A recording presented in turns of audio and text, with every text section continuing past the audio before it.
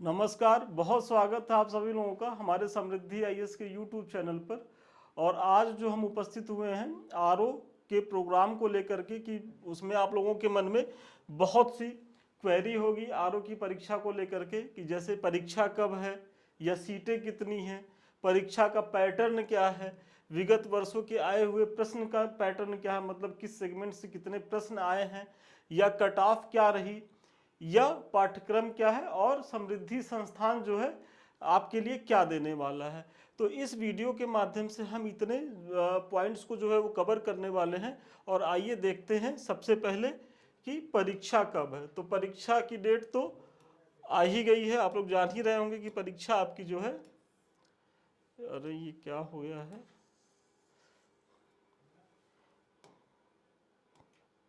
देखिए परीक्षा कब है तो 27 जुलाई को है। और आप लोग बहुत शिद्दत से लगे भी होंगे। अगर आज से देखा जाए तो करीब करीब 3.5 महीने का आपके पास समय है, तो पर्याप्त समय है। समय को लेकर के चिंता करने की ज़रूरत नहीं है। अगर कोई फ्रेशर बच्चा भी होगा, अगर उसको बहुत थोड़ा बहुत भी जानकारी होगी तो 3.5 महीना स्टेट पीसीएस के प्रीलिम्स के लिए पर्याप्त होते हैं। अगर वो आज से परिश्रम करे, खूब मेहनत करे, तो वो निश्चित तौर पे प्रीलिम्स पास कर जाएगा। तो सबसे पहला आपके जो मन में था वो हो गया। अब दूसरी चीज जिसको लेकर के विद्यार्थियों में सबसे ज़्यादा रहता है कि सर सीटें कितनी हैं, क्योंकि सही बात है, अगर सीटें ज़्यादा रहती हैं तो आप लोगों का उत्साह थोड़ा ज़्यादा होता है। तो सीटें इस बार आरओ के इतिहास में इधर विगत 3-4 बार जो आरओ हुआ है 2014 से लेकर के और अभी तक में, तो सबसे ज़्यादा सीटें इस बार है। मतलब सीटों की संख्या अगर देखा जाए तो 550 सीट करीब करीब है, मतलब 550 प्लस ही सीट माना जाए, इतनी सीटें हैं। और सबसे अच्छी बात यह है कि इसमें 350 जो सीटें हैं वो केवल आरओ की है, मतलब जो इसका सबसे महत्वपूर्ण पद है। और वो भी अगर देखा जाए तो 350 जो आरओ का पद है 350 प्लस, उसमें 325 मतलब 325 प्लस केवल केवल सचिवालय की सीटें हैं। तो ये कितना अच्छा अवसर आप लोगों के लिए, क्योंकि आप सभी जानते होंगे कि जब आप मुख्य परीक्षा के लिए फॉर्म भरेंगे, जब प्रीलिम्स पास हो जाइएगा, तो उसमें वरीयता पूछी जाती है कि आपको सबसे पहले आरओ सचिवालय चाहिए, कि लोक सेवा आयोग उत्तर प्रदेश चाहिए, कि निर्वाचन आयोग चाहिए, या फिर हिंदी उर्दू से भी संबंधित कुछ पद होते हैं सचिवालय में, तो उसको लेकर के चाहिए। तो जो टॉप प्रियोरिटी होती है बच्चों की वो होती है आरओ सचिवालय की। तो यहाँ अच्छा है कि 325 करीब सीटें जो हैं वो आरओ सचिवालय को लेकर के हैं। तो अगर अभी तक आप लोग इस परीक्षा को लेकर के गंभीर नहीं हैं तो गंभीर हो जाइए, क्योंकि ये बहुत ही अच्छा अवसर है आप सभी लोगों के लिए। अब अगर देखा जाए तो परीक्षा का पैटर्न क्या है, जो तीसरी सबसे आप लोगों की क्वेरी रहती है, आप लोग पूछते रहते हैं कि सर इस बार का परीक्षा पैटर्न क्या होगा।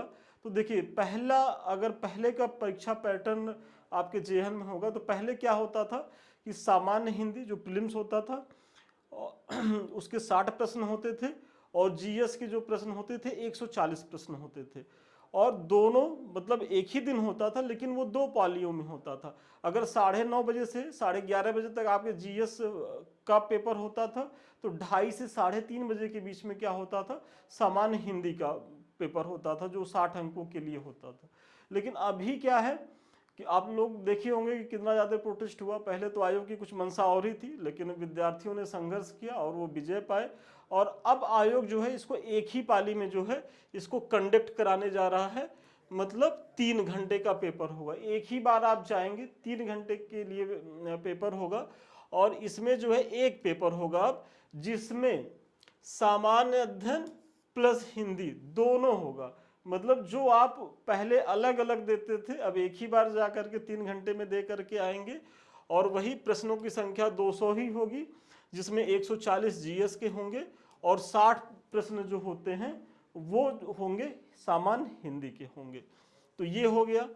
फिर इसमें जो है 1/3 निगेटिव मार्किंग है। ये तो आप सभी लोग जान ही रहे होंगे कि पहले देखिए, पहले यूपी कमीशन की परीक्षाओं में माइनस मार्किंग नहीं था, लेकिन ये 2018 के बाद से जो भी परीक्षाएं हो रही हैं तो उसमें जो है प्रीलिम्स में भी जो है वो माइनस मार्किंग आ गया है, तो इसका भी आप जो है ध्यान रखेंगे। यदि अगले मतलब मैटर की तरफ चला जाए तो विगत वर्षों में आए प्रश्नों का पैटर्न क्या है, क्योंकि देखिए अगर आप किसी भी परीक्षा में जा रहे हैं तो कुछ बुनियादी ज़रूरतें आपके लिए होती हैं। सबसे पहली चीज़ तो उसका सिलेबस क्या है, सबसे मस्ट है कि आप उसके सिलेबस को देखिए, उसमें क्या क्या पूछा जाएगा। फिर परीक्षा का प्रारूप देखिए कि प्रीलिम्स में क्या प्रश्न बनते हैं, मेंस में क्या है, इंटरव्यू में क्या है। हालांकि आरओ के लिए तो एक अच्छी बात है कि यहाँ इंटरव्यू होता नहीं है, लेकिन जिसमें इंटरव्यू होता है वहाँ इंटरव्यू भी देखिए, या प्रीलिम्स मेंस तक आरओ में रहिए। फिर आप देखिए कि अगर जीएस के जितने पोर्शन हैं तो उससे किस किस सेगमेंट से कितने कितने प्रश्न बनते हैं, तभी तो आप जो है अपनी तैयारी के समय जो है एक न्यायपूर्ण जो है रैशनल तरीके से अपनी रणनीति बना पाएंगे। तो इसमें जो सबसे एक महत्वपूर्ण कड़ी होती है किसी भी परीक्षा में इतिहास की, तो इतिहास में अगर देखा जाए, देखिए 2023 में कितने प्रश्न आए थे, 22 प्रश्न आए थे। और इसमें भी इतिहास में भी अगर आप देखें तो सबसे ज़्यादा करीब करीब 50% से ज़्यादा प्रश्न कहाँ से आते हैं, तो वो आधुनिक भारत से आते हैं। यदि आप लोगों के जेहन में पीवाईक्यू होगा, मतलब प्रीवियस ईयर्स के क्वेश्चन होंगे, तो वो अच्छे से आपको पता होगा। फिर अगर 2021 में देखा जाए तो 21 प्रश्न आए थे, फिर 2017 में फिर 22 हो गए हैं, 2016 में जो है 19 प्रश्न आए थे, और 2014 में जो है वो 20 प्रश्न आए थे। तो मतलब इतिहास की जो रेंज है वो कहाँ से कहाँ तक है, 22 से लेकर के 20, मतलब मैक्सिमम 22 और मिनिमम जो है वो 20 प्रश्न तो यहाँ से बनी रहे हैं, 19 प्रश्न तो यहाँ से बनी रहे हैं। तो आप अगर एक रेशियो, एक औसत मान के चलिए कि 20 से 21 प्रश्न जो है वो इतिहास से आने वाले हैं। और इतिहास में भी आधुनिक भारत जो है, मॉडर्न इंडिया जो है, वहाँ से सर्वाधिक प्रश्न आते हैं। फिर अगर भूगोल की बात किया जाए, ज्योग्राफी जो दूसरा महत्वपूर्ण सेगमेंट है, उसमें 23 में देखा जाए तो 20 प्रश्न आए थे, 21 में 14 प्रश्न, 2017 में 11, 2016 में जो है वो 25 प्रश्न, बहुत ज़्यादा प्रश्न थे, और फिर 2014 में जो है वो 22 प्रश्न। मतलब ये भी कहीं ना कहीं जो है इतिहास को टक्कर दे रहा है कि इतिहास से ही चीज़ें, मतलब इतिहास से ही जोड़ तोड़ की चीज़ें आ रही हैं। मतलब जितना इतिहास में है उतना भूगोल में भी कमोबेश है। यदि पॉलिटी की बात की जाए, राज्य व्यवस्था, तो यहाँ देखिए 12 है 2023 में, 2021 में 7 है, 2017 में 7 है, फिर 2016 में 10 है और 8 है। मतलब राज्य व्यवस्था जो है वो 12 से 7 के बीच में फ्लक्चुएट कर रहा है, मैक्सिमम 12, मिनिमम 7। इसी तरीके से अगर विज्ञान एवं प्रौद्योगिकी की बात की जाए, और देखिए विज्ञान एवं प्रौद्योगिकी में भी ये नहीं है कि केवल बायो से, इसमें फिजिक्स, केमिस्ट्री, बायो प्लस जो है साइंस टेक की चीज़ें, ये सारी चीज़ें जोड़ करके मतलब बता रहे हैं यहाँ। और अगर 2023 में देखिए तो 16 प्रश्न है, फिर 21 में 9 प्रश्न है, 2017 में देख रहे हैं 21 प्रश्न पूछ लिया था, और 2016 में पुनः 10, और फिर 14 में 11। मतलब कभी कभी जब आयोग को कुछ तूफानी करना होता है, ये किसी भी कमीशन की बात हो, चाहे यूपी कमीशन हो या यूपीएससी, तो किसी एक सेगमेंट से, मतलब एक पोर्शन से बहुत ज़्यादा प्रश्न पूछ लेता है।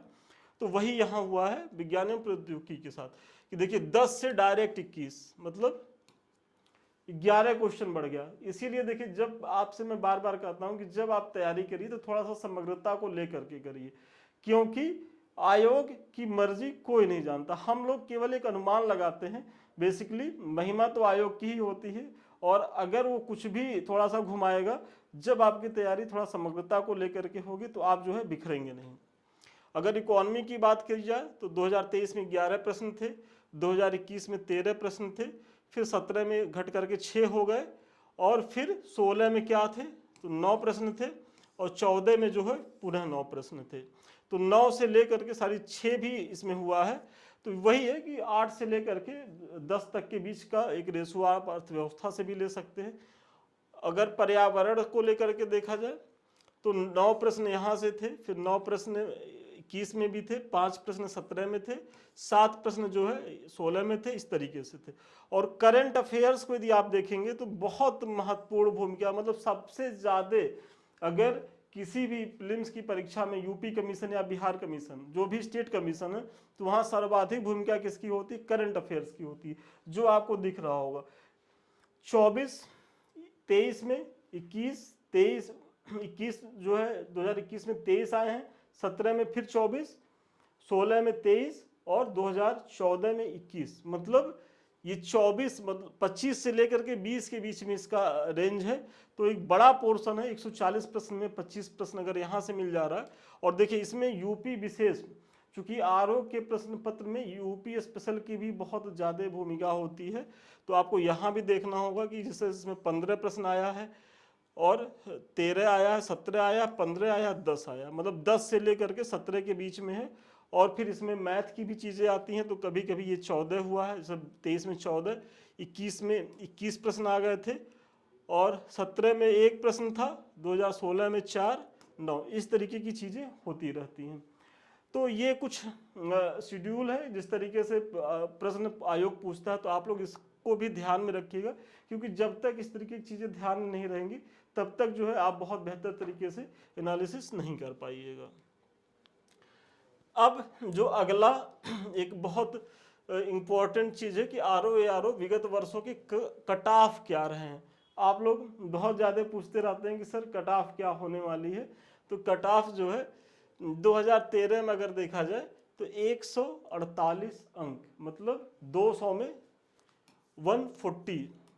आप सभी जानते हो कि 200 प्रश्न होते हैं और प्रत्येक प्रश्न का 1 अंक निर्धारित है। तो यानी कि अगर 200 प्रश्न पूछे गए थे तो जिन्होंने 148 प्रश्न सही किए हैं वो प्रीलिम्स पास किए हैं। और इसी तरीके से अगर 2014 में देखा जाए तो 142। अब आपको लग रहा होगा कि सर यहाँ तो कट ऑफ बहुत ज़्यादा जा रही है कि 200 में 148, 142। तो उसके दो कारण थे। देखिए पहला तो उस समय का जो प्रश्न पूछने का आयोग का तरीका था, तो इसमें जो है करीब करीब 60 से 70% चीज़ें जो है वो रिपीट हो जाती थी। तो रिपीट हुए प्रश्न जो है उसको करना आसान होता था, नए प्रश्न आयोग बहुत बनाता नहीं था, तो एक सहूलियत तो वहाँ थी। और उसके बाद जो दूसरी चीज़ें थी कि माइनस मार्किंग नहीं था। तो जब माइनस मार्किंग था नहीं तो बच्चे जो है वो 200 में 200 अटेंड करके आ जाते थे। और उसी में अगर आप जो है 8, 10, 12 क्वेश्चन को जो है ऐसे ही तुक्का लगा के किए और वो सही हो गया तो आपके लिए तो फिर सोने पे सुहागा हो गया। और ये जनरली होता भी था। मतलब उस समय जो है बहुत अच्छे अच्छे बच्चे ऐसे थे कि वो तुक्का लगाते थे, उनका रह जाता था, और जो थोड़ा औसत में भी थे अगर उनका 10 तुक्का सही हो गया तो प्रीलिम्स पास हो जाते थे। तो ये माइनस मार्किंग का जो कॉन्सेप्ट है वो ठीक है। देखिए फिर 2016 में ये घट करके आ गया 129 पे, और 2017 में ये और घटा 122, और 2021 में जो है 115 पे आ गया। मतलब 2015 में जिन 21 में जिन लोगों ने जो है 115 क्वेश्चन कर लिया 200 में, वो प्रीलिम्स पास हो गए। तो देखिए कट ऑफ अब 2024 में क्या रहेगी, तो बहुत से कोचिंग वाले तो बता दिए कि इतना रहेगी, अभी पेपर हुआ ही नहीं है, तो ये तो बताना अभी कैसे बताया जा सकता है। बस इतना जानिए कि ऐसे ही कट ऑफ रही है तो कमोवेश ऐसे ही रहेगी। अगर जो हम लोग कहते हैं कि 130 प्रश्न प्लस है तो आप सुरक्षित माने जाते हैं। लेकिन ये तब की स्थिति है कि जब पेपर का लेवल कैसा है। अगर पेपर जो है बहुत थोड़ा इजी आ गया, सरल आ गया, तब तो ये कट ऑफ हो सकता है थोड़ा ऊपर चली जाए। लेकिन जनरली ये बहुत सुरक्षित स्कोर माना जाता है। मुझे लगता है कि 125 से लेकर के 130 तक का जो स्कोर होता है बहुत ही ज़्यादा जो है वो सुरक्षित स्कोर होता है। और अगर इसके इतना तक है बच्चा तो वो निश्चित तौर पे प्रीलिम्स पास हो रहा है। अभी जो आप लोगों की जो आरओ की परीक्षा निरस्त हुई है तो उसमें जब पेपर हुआ तो हम लोग जब देखे पेपर तो जो हमारे स्टूडेंट्स थे उनको हम लोग ये बताए थे कि यहाँ जो है देखिए जो जीएस का पेपर है वो काफ़ी शानदार था। तो जीएस के पेपर में अगर उस पेपर में जो है आप 75 प्लस थे तो बहुत अच्छी स्थिति में थे, और इधर जो है 50 प्लस, तो वही हो गया बराबर 125। तो 125 प्लस जो भी बच्चे थे वो पास कर रहे थे। यहाँ 50 इसलिए कह रहे हैं कि इस बार जो हिंदी का पेपर था वो थोड़ा इजी था और इजीली बच्चे जो है 50, 51, 52 तक कर ले रहे थे। तो वही 125 से 30 के बीच में जो कट ऑफ का प्रेडिक्शन था वही था। लेकिन चूंकि पेपर ही लीक हो गया था, निरस्त हो गया था, तो इस बार ये कहा नहीं जा सकता कि इतना ही रहेगा, लेकिन ये है कि हाँ, अगर पेपर जिस तरीके से आयोग पूछ रहा है तो 130 तो बहुत अच्छा स्कोर माना जाएगा। तो आपको भी इतना करके आने की ज़रूरत है। अब जब आप परीक्षा में जाइएगा तो समय तो खैर हम रणनीति बताएंगे ही, लेकिन प्रयास ये करिएगा कि जो हिंदी का 60 क्वेश्चन आता है इसमें, तो इसमें जो है 60 में करीब करीब 58 57 तक तो करने का प्रयास करिएगा ही करिएगा। और यहाँ कट पिट करके कोशिश करिए कि 55 तक तो आप एकदम सही कर लीजिए, क्योंकि हिंदी में जो है थोड़ा सा एफर्ट लगाएंगे तो 55 प्रश्न बनाना कोई आपके लिए कठिन काम नहीं है, बनाया जा सकता है, बच्चे बनाते रहते हैं। और अगर 50 से नीचे आ रहे हैं तो समझ लीजिए कि अलार्मिंग है, फिर आपको जीएस में बहुत अच्छा परफॉर्म करना पड़ेगा। जनरली आप पेपर देख रहे होंगे जीएस का कि कितना उठा पटक टाइप के रहता है, कितना फैक्चुअल चीज़ें रहती हैं, उसके बाद आयोग की अपनी गलतियां रहती हैं। तो जीएस में बहुत अच्छा स्कोर कर पाना, आपका जीएस बहुत अच्छा है, आप कर लीजिए, ये तो बहुत अच्छी बात है, लेकिन जनरली बच्चों से होता नहीं है। तो हमारा यही सुझाव है आप लोगों के लिए, हिंदी के लिए बहुत बेहतरीन प्रयास करिए कि यहाँ करीब 55 आप सही करें। और जीएस में अगर आप 70 पे भी रुक जाएंगे तब भी आपका 70 और 55 जो है 125 हो रहा है, आप बहुत अच्छी स्थिति में रहने वाले हैं, आप प्रीलिम्स पास कर जाएंगे। तो पेपर दीजिए, उसके बाद जब पेपर देखा जाएगा तो 2024 का जो है वो कट ऑफ भी बताया जाएगा, लेकिन ये तो भविष्य के गर्भ में है, इसके बारे में अभी जो है कोई चर्चा करना जल्दबाजी होगी। अब अगर प्रारंभिक परीक्षा के सिलेबस की आप बात करें कि सिलेबस कैसा आता है, तो सबसे पहले सामान्य अध्ययन में 140 प्रश्न होते हैं और सामान्य हिंदी जो वस्तुनिष्ठ होती है 60 प्रश्न होते हैं, मतलब कुल 200 प्रश्नों की परीक्षा होती है। 3 घंटे के लिए होगी, एक ही पाली में होगी, वो मैंने पीछे बताया है। और अगर सामान्य अध्ययन में अगर टॉपिक वाइज देखा जाए तो ये आपके टॉपिक हैं, जिसमें सामान्य विज्ञान से प्रश्न आते हैं, भारत का इतिहास एवं राष्ट्रीय आंदोलन से प्रश्न आते हैं, भारतीय राजतंत्र, अर्थव्यवस्था एवं संस्कृति से प्रश्न है, फिर भारतीय कृषि, वाणिज्य एवं व्यापार से है, जनसंख्या, पर्यावरण, नगरीकरण से प्रश्न आते हैं। देखिए यहाँ ये जो दो टॉपिक है, ये आरओ के बच्चों के लिए बहुत ध्यान देने की जरूरत है, क्योंकि यहाँ आरओ से ज्यादा प्रश्न बनते हैं। अगर आप पीसीएस की तैयारी किए होंगे तो पीसीएस में देखते होंगे कि जनसंख्या से पहले पूछता था जब हम लोग देते थे, लेकिन अभी की चीजें जनसंख्या से प्रश्न ही नहीं है, या अगर प्रश्न है तो वो आंकड़ों पे नहीं है, वो सिद्धांत पे है। लेकिन यहाँ क्या है कि यहाँ आंकड़े पूछे जाते हैं, तो वो उसका ध्यान रखना होगा। और उसके लिए परेशान मत होइए, समृद्धि टीम आपके लिए प्रोग्राम ला रही है, अभी आप आगे बताएंगे, पहले आप सिलेबस देखिए। फिर विश्व भूगोल तथा भारत का भूगोल और प्राकृतिक जो संसाधन है, फिर राष्ट्रीय तथा अंतर्राष्ट्रीय महत्वपूर्ण जो घटनाक्रम है, मतलब जो करंट अफेयर्स की चीजें हैं, फिर सामान्य बौद्धिक क्षमता है, मैथ रीजनिंग जो 10 से 12 प्रश्न रहते हैं, 15 प्रश्न तक रहते हैं, फिर उत्तर प्रदेश की शिक्षा, संस्कृत मतलब यूपी स्पेशल का पेपर है। तो इतने 9 टॉपिक जो होते हैं वो सामान्य अध्ययन के पेपर में होते हैं।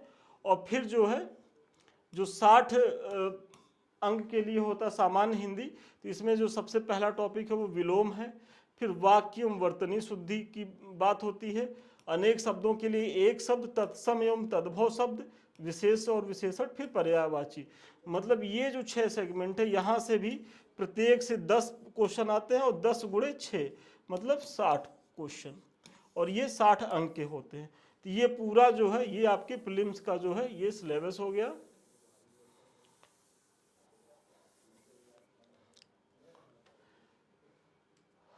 यही इसमें चार्ट में दिखाया गया कि किस तरीके से, जैसे सामान्य अध्ययन में 120 प्रश्न हैं, वस्तुनिष्ठ प्रकार के हैं, नहीं सारी ये मुख्य परीक्षा को लेकर के। देखिए यहाँ मुख्य परीक्षा को लेकर के अभी चर्चा करने की तो बहुत ज़रूरत नहीं है, लेकिन थोड़ा सा जान लीजिए, क्योंकि आप जानते रहेंगे तो जब पीटी पास करेंगे तो कम से कम जब प्रीलिम्स के लिए पढ़ेंगे तो थोड़ा सा मुख्य परीक्षा भी जेहन में रहेगी। तो देखिए इसमें क्या है कि सामान्य अध्ययन की आपकी मुख्य परीक्षा जो होती है, पहली बात तो जान लीजिए 400 अंकों की होती है, और 400 अंक में जो 120 प्रश्न होते हैं, जैसे प्रीलिम्स में आपने 140 प्रश्नों को दिया था, वैसे ही 120 प्रश्न के यहाँ जीएस होते हैं, ऑब्जेक्टिव होते हैं, और प्रत्येक के लिए 1 अंक जो है वो निर्धारित है। तो ये हो गया फिर इसमें जो होता है, जो दूसरा पेपर होता है सामान्य हिंदी का पेपर होता है, लेकिन ये जो है इसमें लिखना होता है। लिखने में क्या होता है कि वो परंपरागत चीज़ें होती हैं, हम आगे बताएंगे। उसमें जो है पत्र लेखन होता है, फिर उसमें इंग्लिश की चीज़ें होती हैं, सामान्य वो हिंदी की चीज़ें होती हैं, फिर उसमें मुहावरे भी होते हैं, वो हम आपको बताएंगे। फिर खंड जो 2 है, इसमें सामान्य ज्ञान एवं व्याकरण की चीज़ें होती हैं, और ये ऑब्जेक्टिव होता है, और इसमें 30 प्रश्न आते हैं। मतलब 30 प्रश्न और 5 टॉपिक होते हैं, तो 5 गुणे 6, मतलब 5 टॉपिक से प्रत्येक से 6 जो है वो प्रश्न बनते हैं, मतलब 30 प्रश्न। और ये प्रत्येक 2 अंक के होते हैं, मतलब 60 अंक के। तो 120 ये और 160, मतलब 180 जो अंक होते हैं वो ऑब्जेक्टिव नेचर के होते हैं, जैसे आप प्रीलिम्स में देते हैं। ये जो सामान्य हिंदी एवं आलेखन का जो पेपर है ये 100 अंक का होता है, और फिर इसमें जो है 120 अंक का जो है वो निबंध होता है। 40-40 अंकों के लिए 3 निबंध आपको लिखने होते हैं, 3 क्षेत्रों से लिखने होते हैं, जिसमें राजनीति विज्ञान होता है, फिर साइंस टेक होता है, कला होता है, मतलब बेसिकली उसमें साहित्य की चीज़ें होती हैं, तो वहाँ से आधार बना करके आपको लिखना होता है। तो ये समझ गए मुख्य परीक्षा को लेकर के है। और देखिए मुख्य परीक्षा में भी अब ये देखिए सिलेबस मुख्य परीक्षा का है, हम संक्षेप में चर्चा कर दे रहे हैं कि जो आपका 100 नंबर का जो हिंदी है उसकी बात कर दे रहे हैं कि देखिए इसमें क्या होता है कि गद्यांश का शीर्षक, सारांश और व्याख्या की बात होती है। सरकारी पत्र का सारणी रूप होता है। फिर पत्राचार होता है, मतलब पत्र लिखाए जाते हैं, शासकीय होते हैं, अर्धशासकीय होते हैं, कार्यालय आदेश, ज्ञाप, परिपत्र, विज्ञप्ति, टिप्पण एवं प्रतिवेदन तथा अनुस्मारक। फिर इसमें आते हैं प्रशासनिक एवं वाणिज्यिक जो है वो शब्दावलियाँ होती हैं, कि आपको जो है उसको अंग्रेजी में भी पूछ लेते हैं कि अंग्रेजी में दिया रहा तो उसको हिंदी में, और हिंदी वाला जो है उसको अंग्रेजी में करना होता है।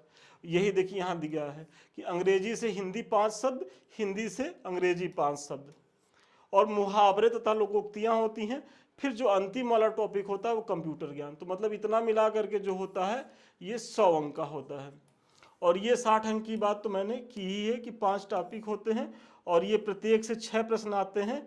तो 5 गुणे 6 बराबर 30 गुणे 2 इक्वल टू 60, मतलब 30 प्रश्न आते हैं ये 5 टॉपिक से। तो ये हो गया आपके हिंदी का।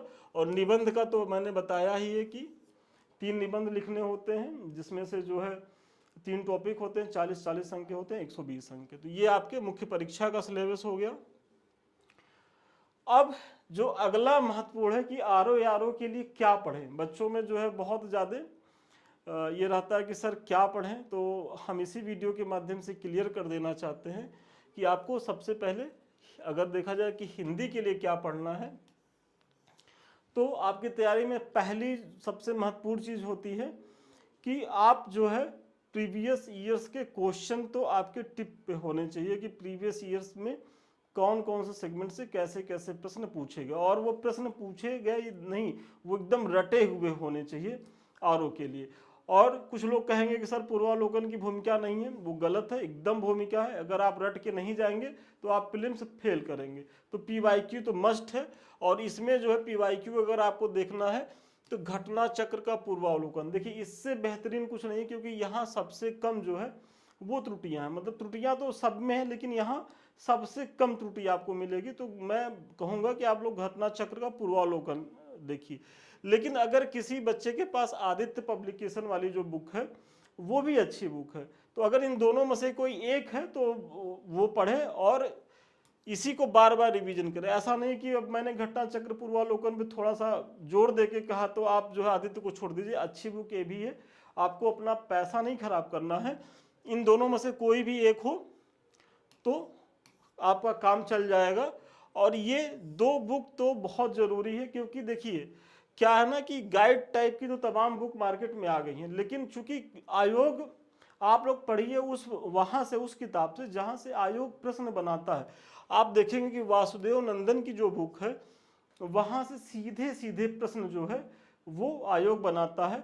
और अगर यहाँ कुछ आप पढ़ के गए और आयोग की चीज़ों में आप गलती पाएंगे, तो ये चूंकि ऑथेंटिक बुक है हरदेव बाहरी की, तो आप अगर क्लेम करेंगे तो उसको जो है आयोग स्वीकार भी करेगा और अपनी त्रुटियों को सुधारेगा भी। और अगर किसी गाइड वाइड से पढ़ के जाएंगे तो उसकी सत्यता नहीं रहेगी और आयोग तो उसको जो है कंसीडर ही नहीं करता, डस्टबिन में डालेगा। तो आप ऑथेंटिक बुक पढ़िए जहाँ से आयोग खुद प्रश्न बनाता है। तो ये दो बुक तो जरूरी है, इसलिए रखिए कि ये आपके आरओ के प्रीलिम्स में प्लस मेंस में और फिर यूपी पीसीएस के मुख्य परीक्षा में भी जो है ये दोनों बुक बहुत सहायक है। और बेसिकली वासुदेव नंदन, जब हम लोग यूपी पीसीएस का मेंस देते थे तो उसमें जो है वासुदेव नंदन की बुक की बड़ी भूमिका रहती थी। और आज भी जो है मुख्य परीक्षा में जो सामान्य हिंदी का जो प्रश्न होता है 150 अंक का, तो ये बुक बहुत अच्छी है। तो वासुदेव नंदन और हरदेव बाहरी दोनों रखिए।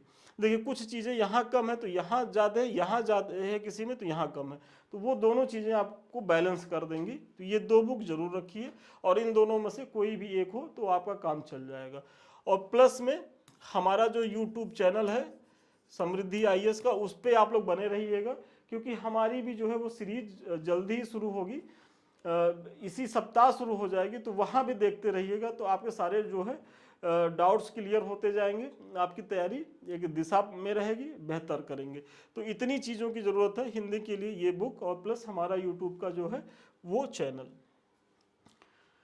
फिर आरओ के लिए फिर सामान्य अध्ययन में क्या पढ़ें। देखिए हिंदी की बात तो हम पीछे कर लिए, अगर हिस्ट्री की बात किया जाए तो इतिहास में जो है सबसे पहले तो आप पूर्वावलोकन, देखिए पूर्वावलोकन सब में जुड़ा है, क्योंकि पूर्वावलोकन आपको पढ़ना ही पढ़ना है। पूर्वावलोकन अगर आप नहीं पढ़ेंगे तो आप देखिए दो तीन गलतियां करेंगे। पहले तो आप ये नहीं समझ पाएंगे कि परीक्षा का पैटर्न कैसा है, प्रश्न कैसे बनते हैं। तो अगर आपके जेहन में पूर्वावलोकन रहेगा तब आप कोई भी चीज़ पढ़ेंगे तो ये समझ पाएंगे कि ये हमारे काम की चीज़ें हैं। तो और आपको आश्चर्य होगा कि अभी भी इतना ज़्यादा उठा पटक के बाद भी पूर्वावलोकन की भूमिका बनी हुई है और ठीक ठाक पोर्शन यहाँ से अभी भी आयोग जो है वो रिपीट कर रहा है। अगर आप यहाँ से बना के नहीं जाएंगे तो आप जो है मुख्य सारी प्रीलिम्स में जो है बेहतर परफॉर्मेंस नहीं कर पाएंगे। तो पूर्वावलोकन तो देखना ही देखना है। इसके साथ एसके पांडे की एक बुक आती है आधुनिक भारत पे, इनकी तो तीनों बुक आती है लेकिन मध्यकालीन वाली काफ़ी मोटी है, तो वहाँ तो हम सजेस्ट करेंगे कि आप परीक्षा वाणी की ले लीजिए, क्योंकि समय कम है और उतना ज़्यादा पढ़ने की जरूरत भी नहीं है, प्रश्न भी नहीं आते। तो एसके पांडे की आप एंशियंट और आधुनिक भारत तो या इनकी देख लीजिए, और परीक्षा वाणी का जो है वो जो मध्यकालीन भारत है उस पर देख लीजिए, तो इससे जो है काम हो जाएगा। और अगर सपोज करिए 20 प्रश्न आ रहा है और यहाँ अगर आप 15 प्रश्न कर ले रहे हैं तो बहुत अच्छी स्थिति में है, क्योंकि इधर जो है हिस्ट्री में कुछ समस्याएं हैं, हिस्ट्री में कुछ इस तरीके के प्रश्न पूछा जा रहा है आयोग के द्वारा कि 2 3 4 वो जो हिस्ट्री ऑप्शनल के जो हमारे बच्चे हैं वो गलत करके आ जाते हैं। तो यदि आप जीएस को लेकर के हैं तो उससे ज़्यादा मतलब घबराने की जरूरत नहीं है।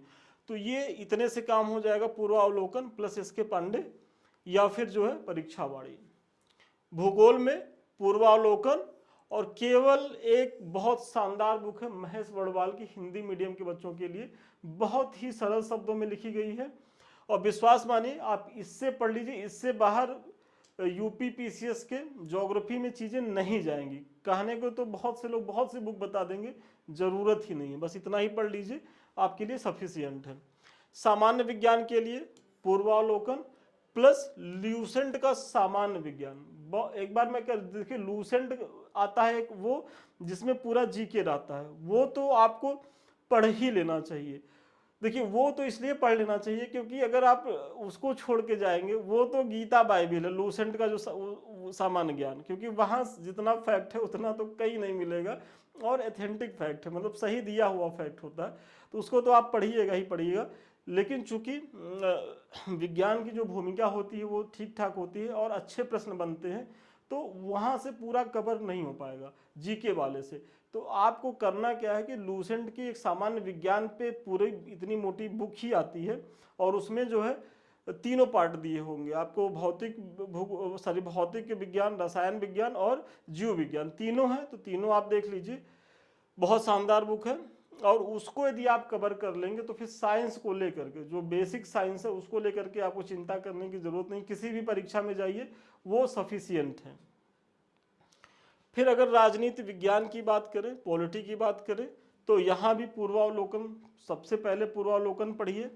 फिर आपके पास जनरली लक्ष्मीकांत, जो भी तैयारी करने वाले बच्चे होते हैं उनके पास होता ही अच्छी बुक है, इसी पे बने रहिए।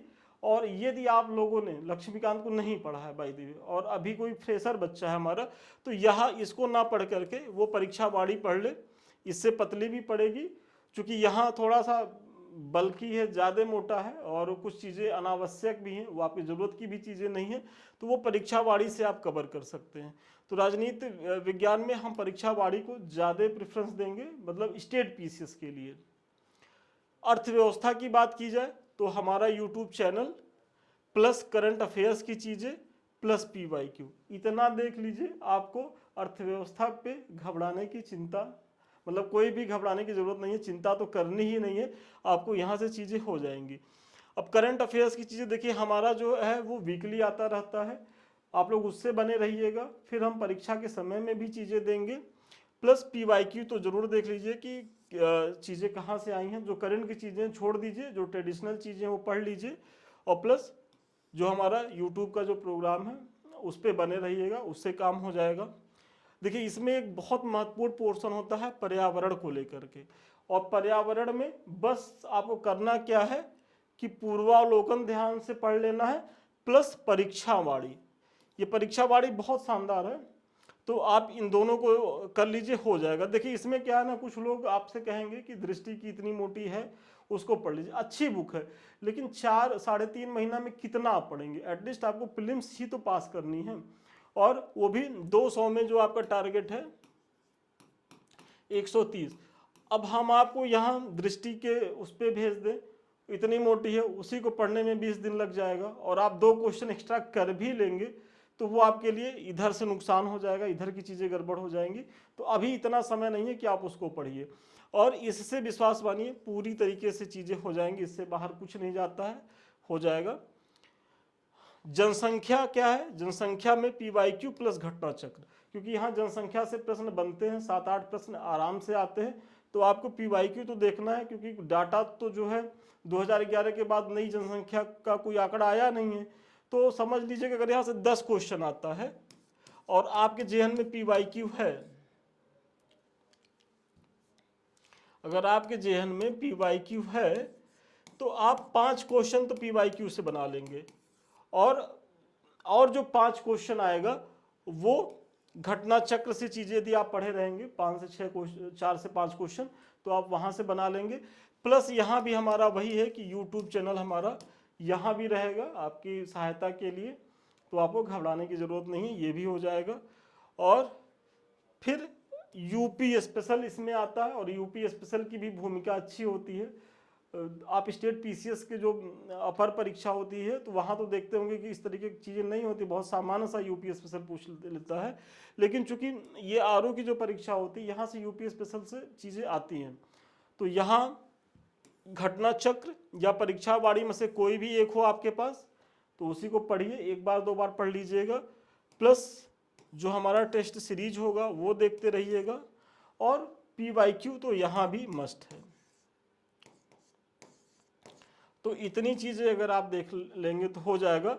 और सबसे लास्ट में जो सबसे महत्वपूर्ण चीज़ है करंट अफेयर्स, वो छूट रही है, और उस पर थोड़ा सा हम चर्चा कर लेते हैं, क्योंकि आप लोगों के लिए एक बड़ा ज्वलंत टॉपिक होता है कि सर करंट की चीज़ें क्या पढ़ें, और लास्ट में आप लोग खूब घबराते हैं करंट अफेयर्स को लेकर के, और घबराना जो है वो लाजमी भी है, क्योंकि आपने देखा है कि सबसे ज़्यादा, अभी जब मैंने दिखाया है पीछे कि सबसे ज़्यादा प्रश्न कहाँ से बनते हैं, तो यही करंट अफेयर से बनते हैं।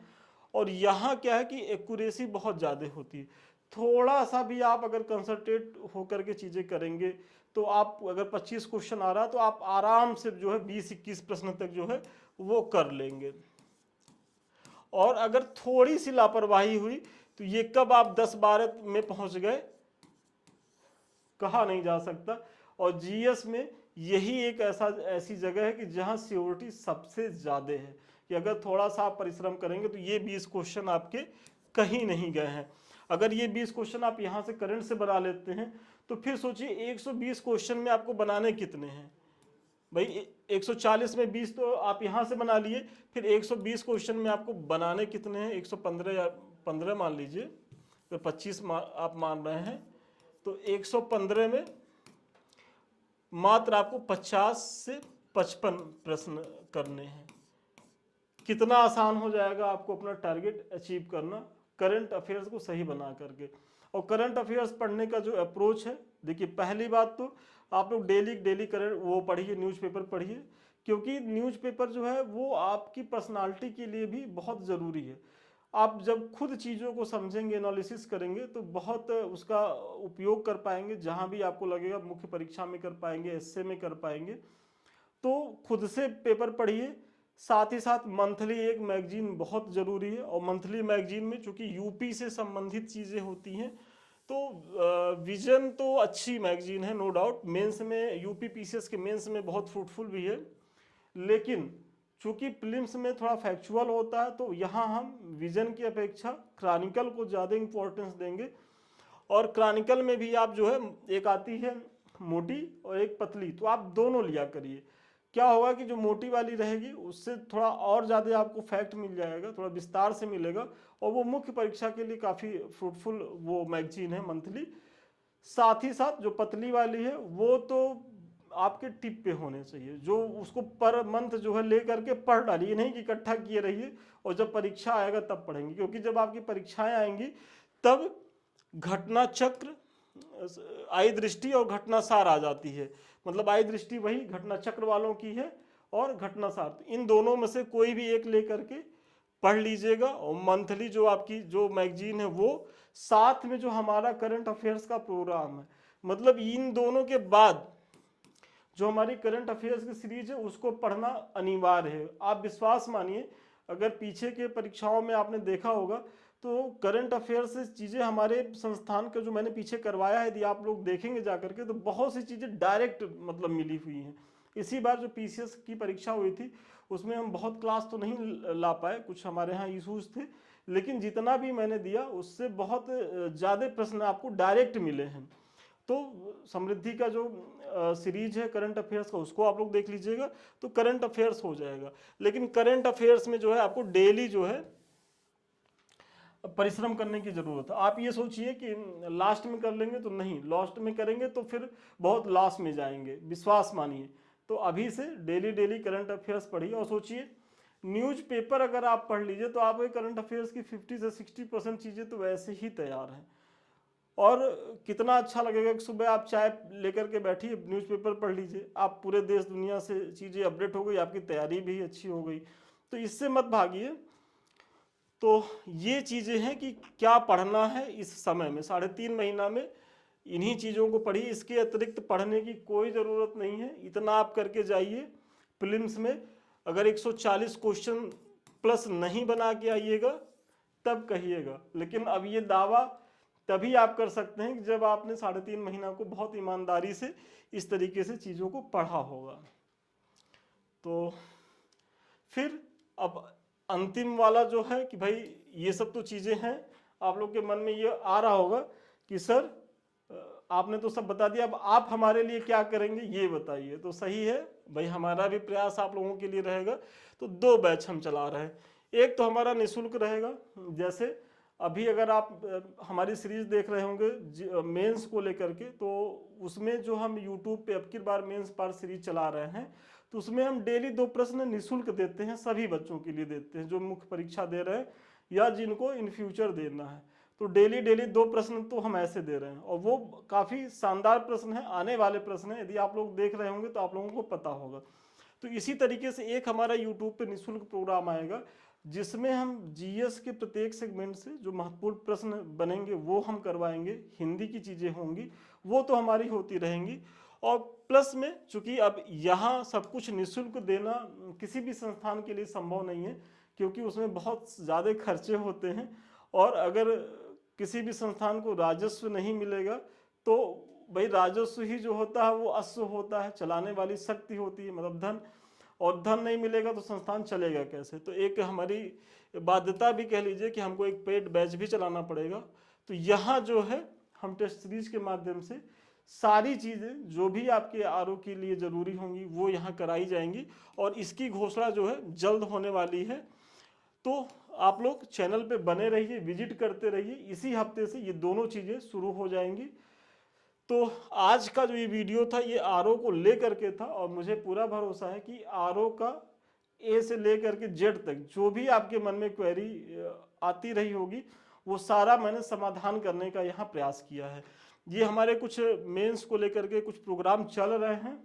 जो बच्चे अगर कुछ मेंस में के बच्चे अगर देख रहे हो तो इसका लाभ उठाइए। अब की बार मेंस पर और शून्य से शिखर बैच, दोनों बैच में क्या है कि टारगेटेड बैच है। ये तो इस बार जो बच्चे मुख्य परीक्षा दे रही है उनके लिए है। और यहाँ का पूरा प्रयास है कि 15 जून तक जो है प्रत्येक पेपर से जितने भी महत्वपूर्ण प्रश्न है वो करा दिए जाए। और जब आप परीक्षा देने जाए तो करीब करीब 500 प्रश्नों का आपके पास ऐसा संग्रह हो कि यदि आप इन्हीं को करके चले जाइए तो बहुत अच्छी व्यवस्था में आप रहने वाले हैं। ये शून्य से शिखर बैच उन बच्चों के लिए है जो किसी भी तरीके से इस बार रह गए किसी भी कारण से, या जिनका उद्देश्य 2025 का प्रीलिम्स है, जिनको 2025 का मेंस लिखना है, ये उनके लिए है। और ये हमारा जो शून्य से शिखर बैच है ये वर्ष भर चलता रहता है। तो जिनको आराम से अपनी तैयारी को लेकर के चलना है वो इस बैच को ज्वाइन करें। देखिए प्रक्रिया दोनों बैच की सेम होती है। चूंकि ये टारगेटेड बैच है तो यहाँ एक दिन में आपको 8 प्रश्न मिलेंगे, और यहाँ क्या है कि 2 से 4 प्रश्न मिलते हैं। फर्क यही होता है। और जब आप जो अपने आपको जो प्रश्न दिया जाएगा तो आप जब अपने प्रश्न को भेजेंगे तो पीडीएफ में प्रॉपर वे में मार्किंग होगी, उसका जो है आपको फिर मॉडल आंसर भी दिया जाएगा। वो सारी चीज़ें हम बताते रहते हैं, और जो बच्चे मुख्य परीक्षा में जुड़े हैं वो तो खैर इसको देख ही रहे होंगे। ये हमारे कुछ लिंक्स हैं। समृद्धि आईएएस का टेलीग्राम लिंक है। आप लोग इस लिंक को इसलिए भी ज्वाइन करिए क्योंकि हम जो भी चीज़ें आगे पढ़ाएंगे वो इस लिंक पे जो है टेलीग्राम पे जो है उसका पीडीएफ अवेलेबल कराएंगे, पहली चीज़। दूसरी चीज़ हमारे संस्थान के द्वारा डेली जो है यहाँ करंट अफेयर्स की चीज़ें लाई जाती हैं, डाली जाती हैं। तीसरी चीज़, यहाँ कोई भी नोटिफिकेशन कुछ भी कोई भी जानकारी होती है तो यहाँ सबसे पहले संस्थान के द्वारा दी जाती है। और ये एक ऐसा माध्यम है जहाँ आप हमसे 24 घंटा जो है वो जुड़े रह सकते हैं। दूसरा जो है ये समृद्धि आईएएस का यूट्यूब चैनल है जिससे हम आप रूबरू हो रहे हैं। और तीसरा संदीप मिश्रा ऑफिशियल, ये भी हमारा चैनल है। तो इन दोनों चैनल को जो है आप लाइक करिए, सब्सक्राइब करिए, शेयर करिए। यहाँ आपकी परीक्षा से संबंधित बहुत सी जानकारियाँ जो हैं वो निःशुल्क दी जाती हैं, पड़ी हुई हैं। इसका फ़ायदा उठाएं। और हमसे बात करने के लिए या हमारे किसी बैच से जुड़ने के लिए 7303075007 पे आप जो है वो संपर्क कर सकते हैं। तो चलिए आज के लिए इतना ही। और मुझे बहुत उम्मीद है कि ये जो वीडियो रहा है ये आप लोगों के लिए बहुत ज्ञानवर्धक रहा है, और आपकी समस्याओं के समाधान करने में इसने कुछ प्रयास किया होगा। तो ठीक है, पुनः मिलते हैं नए वीडियो में नए क्लास के साथ। तब तक के लिए धन्यवाद, शुभकामनाएं आपको।